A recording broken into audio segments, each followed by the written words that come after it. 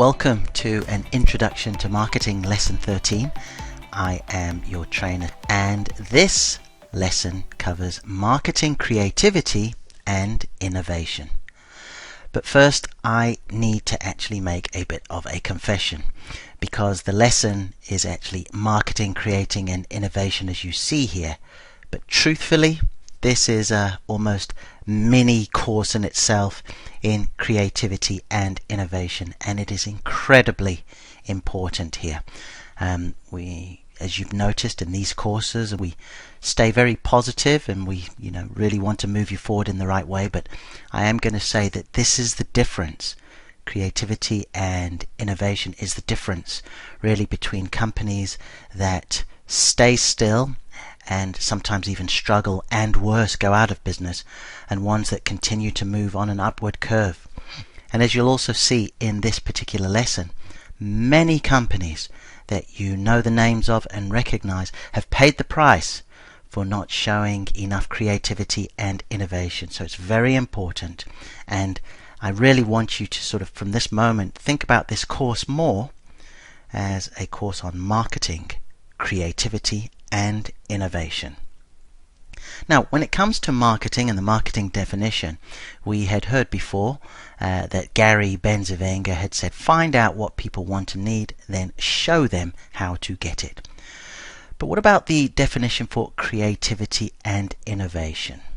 Well, first of all, the big thing you need to understand and acknowledge is that they are two very different things. Creativity is not innovation, and vice versa. When you're being innovative, it doesn't mean you're automatically being creative either. So the question really is why? Why do we need to be both creative and innovative with our business and overall as entrepreneurs? Well, don't just take it from me. Let's go back to more words of wisdom from Peter Drucker.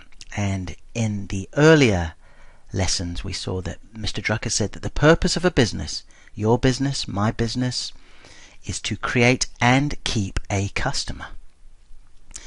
But now we talk about the functions of a business. Okay, in the previous slide it was the purpose of a business. Now we're looking at the functions of a business. And Mr. Drucker said because the purpose of business is to create a customer, the business enterprise has two and only two basic functions: marketing and innovation. Marketing and innovation produce results. All the rest are costs. So when we looked at the functions of a business, and we go a little bit closer here, and let's really sort of make a point of this because this is very, very important. Mr. Drucker says because its purpose is to create a customer, the business has two and only two functions: marketing and innovation. Marketing and innovation produce results. All the rest are costs.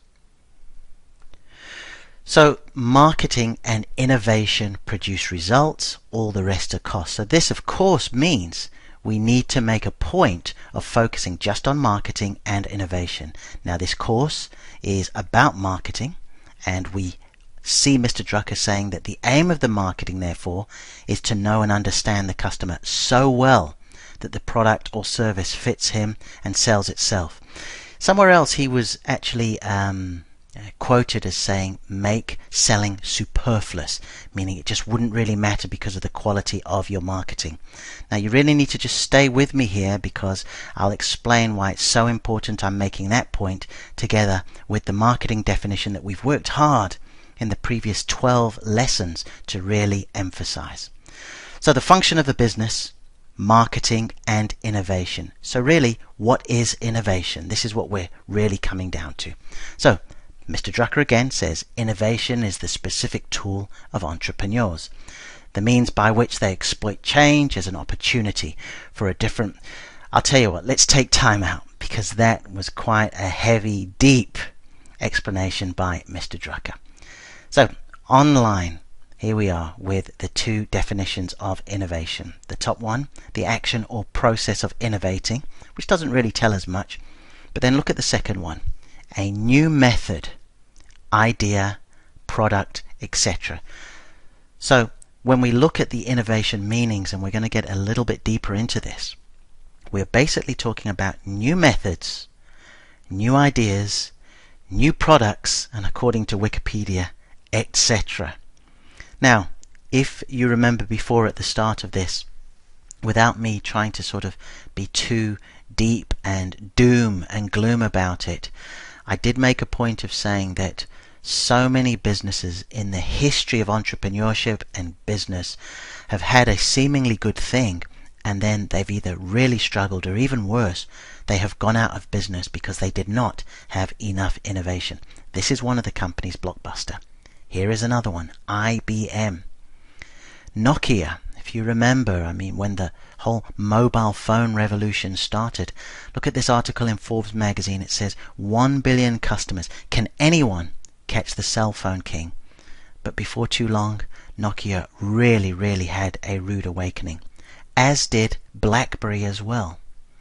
Kodak, look at this, the company that just blazed that entire trail with film and cameras and photos, then goes out of business, bankrupt. Newsweek magazine, and a financial institution that had been around for absolute decades, they all didn't have enough innovation. So when we look at the definition of innovation, because you've really got to understand this in order to apply this to what you are doing. If we remember, Wikipedia said a new method, idea, or product. But I have been studying over the last few years this gentleman whose name is Bill Aulet. He is the author of a fantastic book called Disciplined Entrepreneurship. And Bill Aulet had a great definition for innovation. He says it is invention multiplied by commercialization. Okay? Innovation is invention multiplied by commercialization.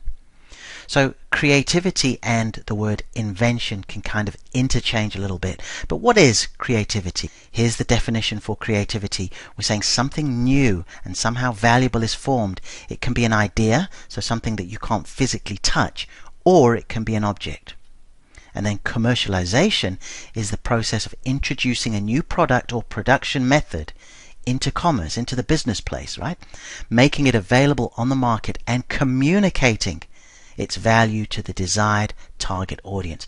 That is so important, what I've put in the red, because if the end user does not know, appreciate, and acknowledge the value, then you are not able to commercialize your invention. So therefore, invention or creativity multiplied by commercialization. This is the big thing. This is the thing that you've constantly got to be aware of when you are innovating it. You must commercialize it. You must explain to the end user what the value is that they are getting. So therefore, think time is a very good thing. You must have ideas. Okay, you've got to think about things.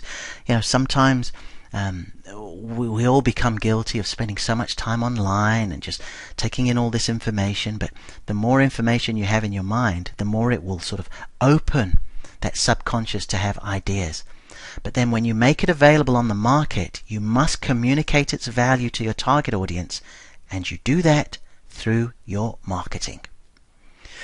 So when we look at mistakes made with creativity and innovation, by far the biggest mistake made is that thinking that you have to invent these things on your own. It's almost like you've got to have that sort of creative genius to you, and that is just not true.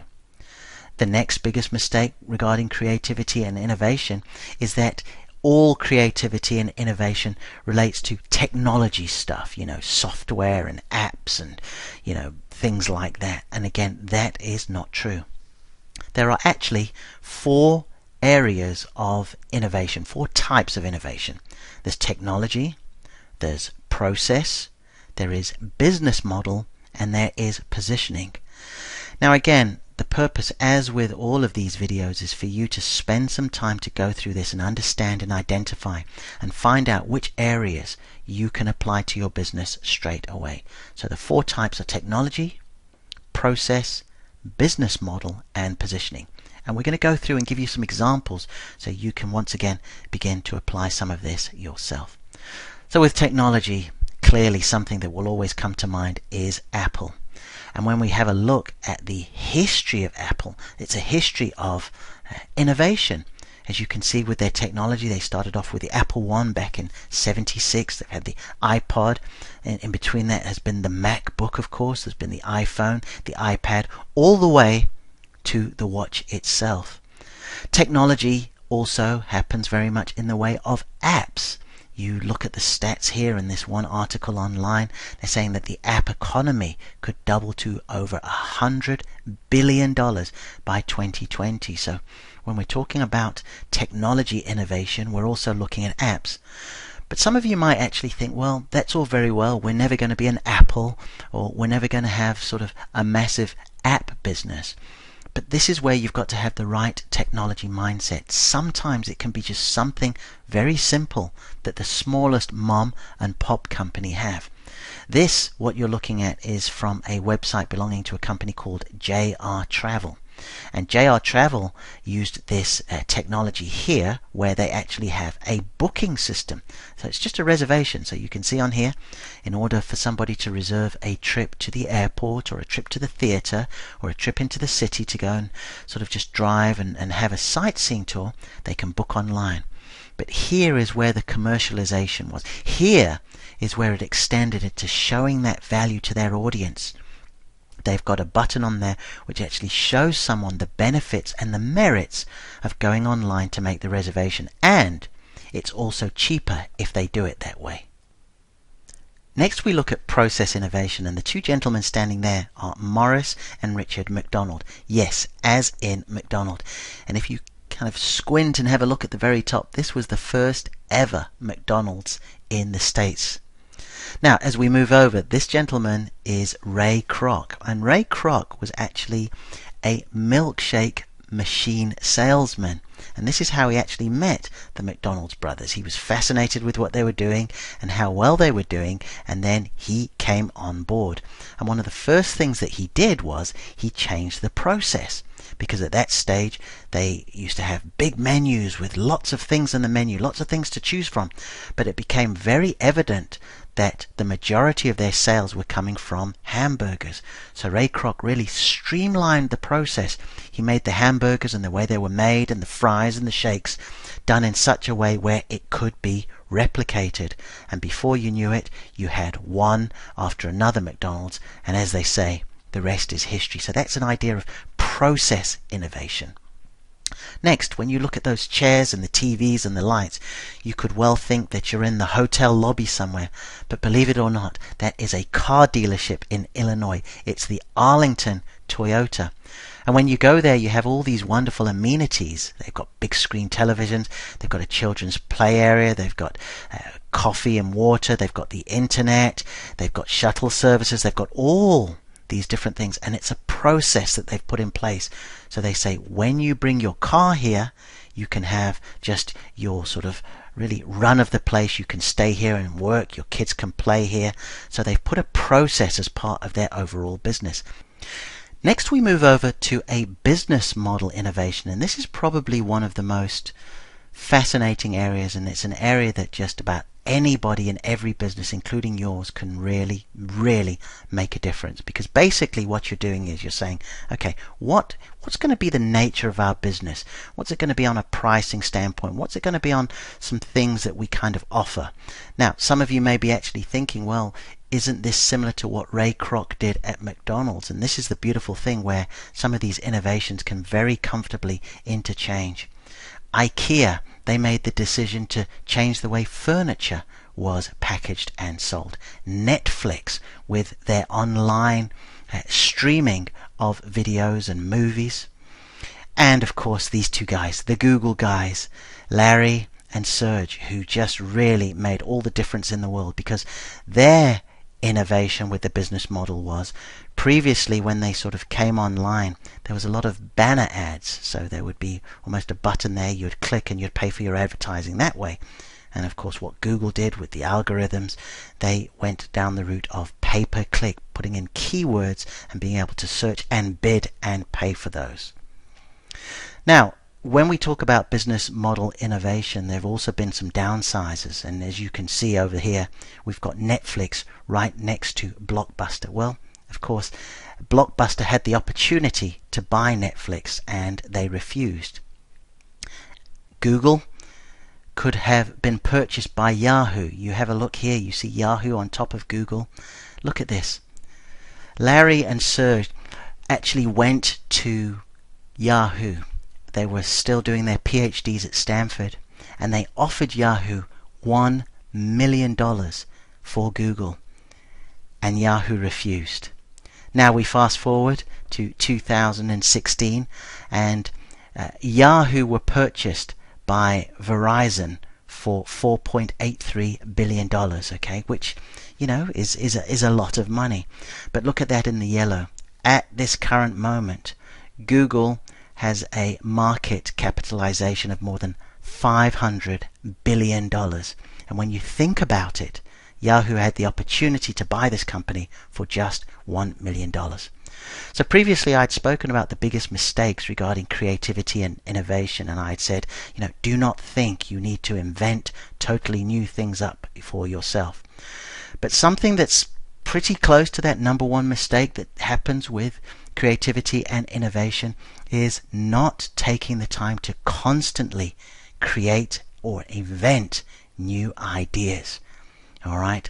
This man here is Steve Ballmer, who was the former CEO of Microsoft, and he freely admits that Microsoft made a huge mistake by not going into the mobile phone market quicker than they actually did. And this guy is a great example of creativity and innovation. Of course, Mark Zuckerberg. This is why he bought Instagram. This is why he bought WhatsApp. And he lets them just get on with what they need to do. And of course, he slowly adds them to the Facebook ecosystem. Because if he had done similar to what Yahoo did or what Blockbuster had done, you know, you're basically giving other people an opportunity to create and innovate on your patch.